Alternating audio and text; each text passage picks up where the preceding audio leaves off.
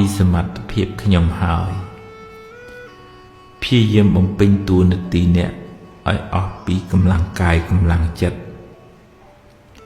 ធ្វើការងារឲ្យបានល្អ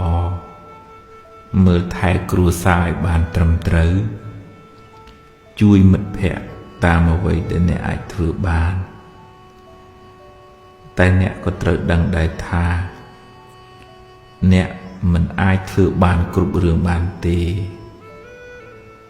មិនអាចបង្គាប់បញ្ជា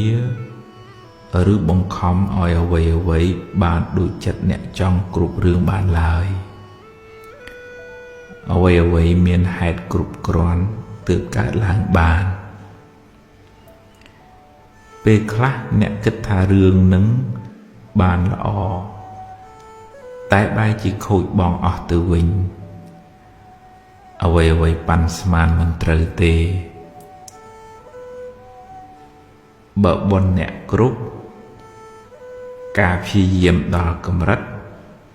ការងារនោះបានសម្រេចតែបើបុណ្យអ្នកមិនគ្រប់ការព្យាយាមក៏មិនទាន់ដល់កម្រិតសេចក្តីប្រាថ្នាមិនបានសម្រេចឡើយមួយវិញទៀតពេលខ្លះអ្នកចង់ឲ្យគេល្អ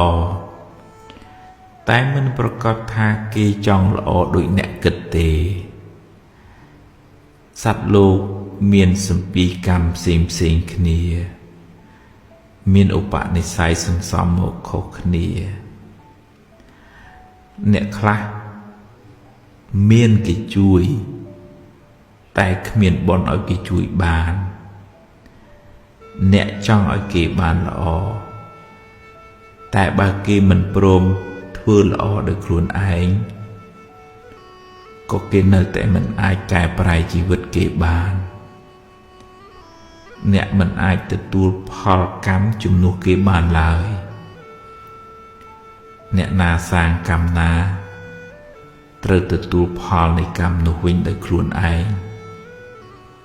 គ្មានអ្នកណាទទួលជំនួសអ្នកណាឡើយរៀនព្រមទទួលស្គាល់ការពិតថាខ្ញុំប្រឹងអស់ពីសមត្ថភាពរបស់ខ្ញុំត្រឹមនឹងហើយសត្វលោកមានកម្មជារបស់ខ្លួន